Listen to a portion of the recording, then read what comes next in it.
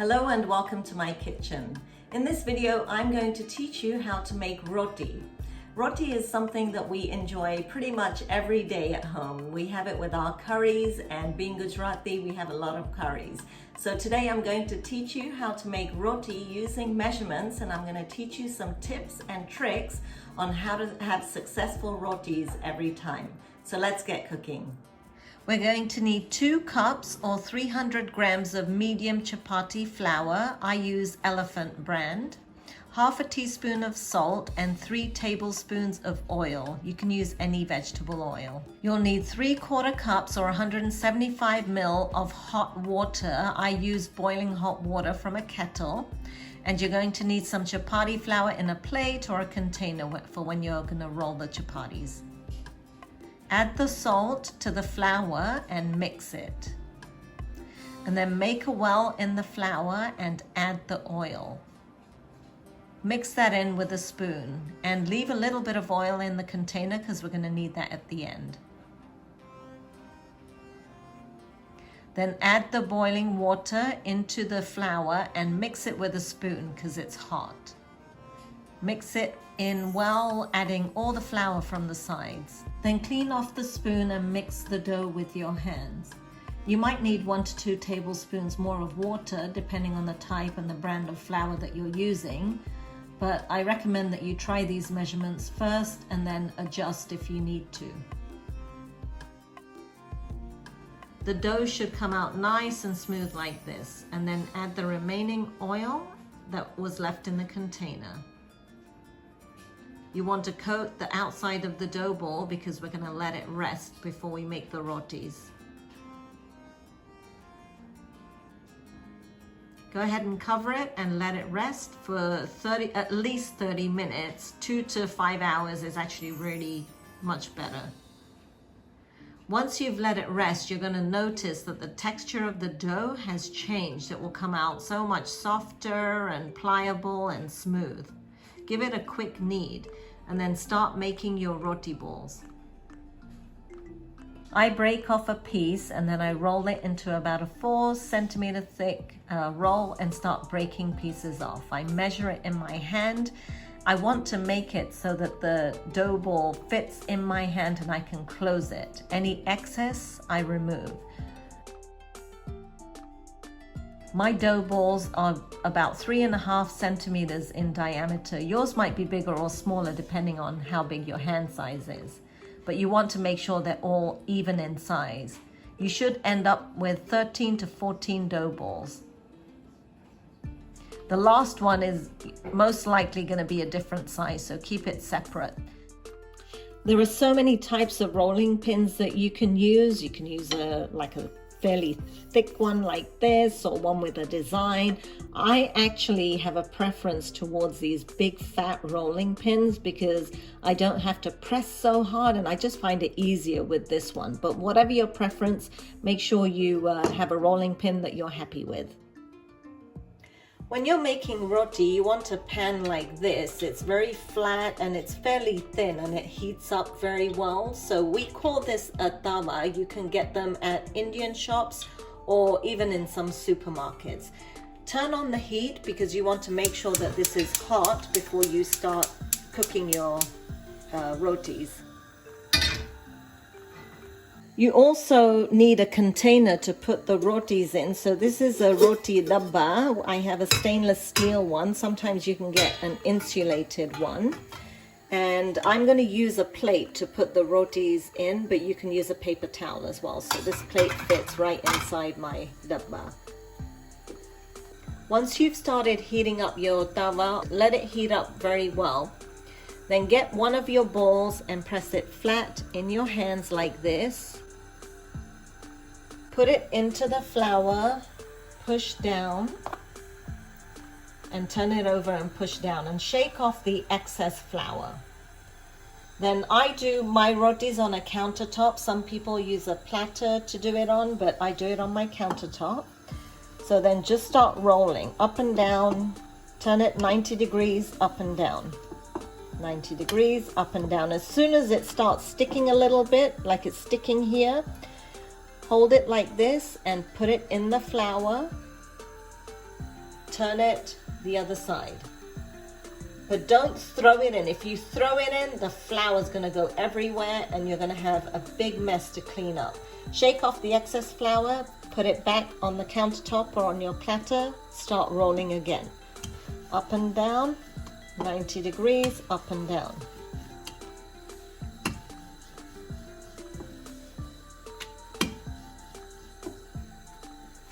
And try and make it as round as you can.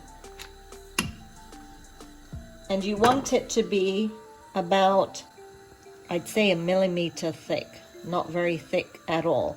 And the key is to have all the strokes from the top to the bottom. If you just stroke here, there's gonna be a little thick bit here that you're not able to see. Also, if it sticks together and it's like this and you roll on that, it's not gonna rise in that area. So make sure it's just flat all the way.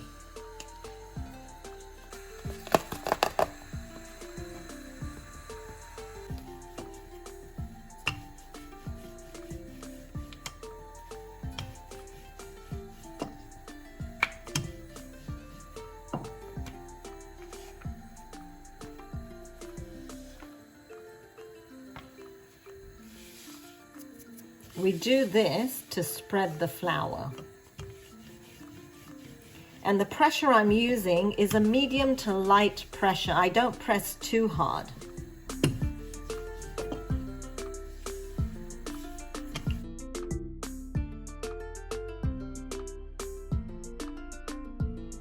Okay, and then the thing you need to do is the first roti you rolled, you want that to be on top. So always make sure that you're going in that order.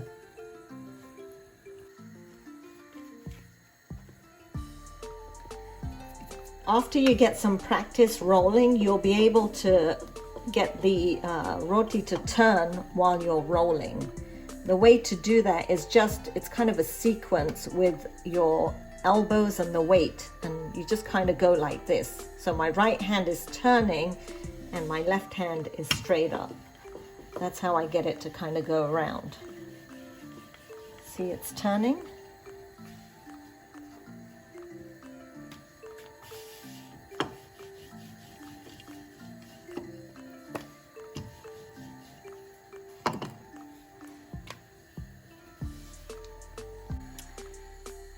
I can feel the heat. It's quite hot, so I'm going to try my first roti. Sometimes the first one does not rise if the pan is not hot enough.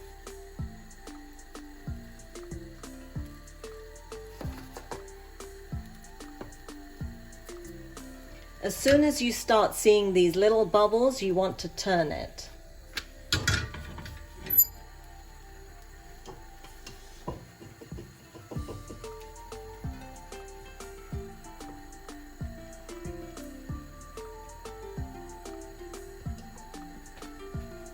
I'm looking for brown spots on the underside. Okay, this is quite hot, so the way I do this is I flip it on here and then slide it onto my stove.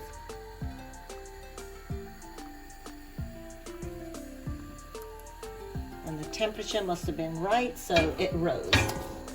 And that's what you're looking for. When you pick up the roti, get the corner and hold it whichever way you're comfortable. Just grab it and throw it onto your left hand, and then go ahead and slap it on to the pan.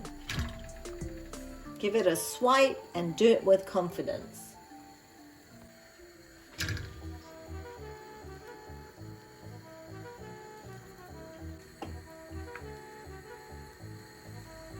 Small bubbles, turn it.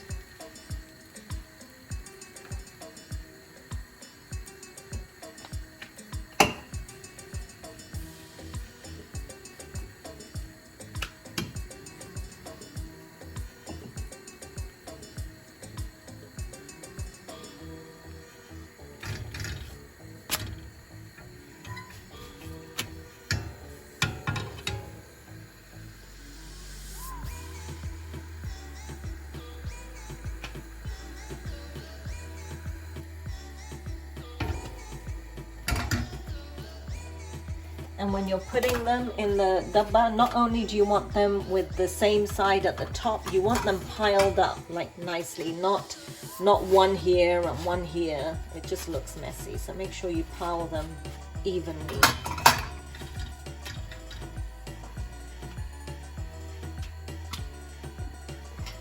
Okay, if you can't do this with your fingers, you can use something like this, any kind of pincers, and go ahead and, you know, throw the roti on there. It is hot and it does take some practice.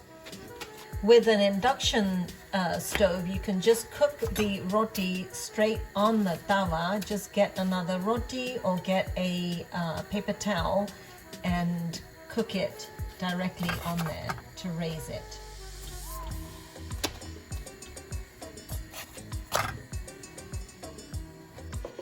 When you're starting out making rotis, try and roll out as many as you can. If you can roll them all, get them all rolled so that then you're only focusing on cooking them. Cooking is actually very important.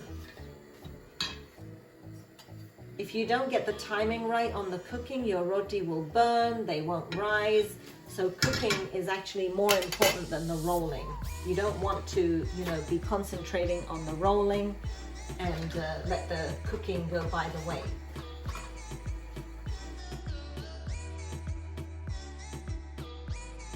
A summary of the steps: as soon as you start seeing bubbles, go ahead and turn it, and then as soon as you start seeing brown spots on the other side, go ahead and flip it again and raise it.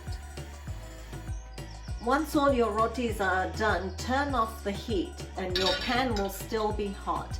One trick that I learned is if you have a metal roti container and you put it on top of the hot tawa and then go ahead and put the lid on a jar, your rotis will stay very warm and they'll come out ever so soft. So give that a try.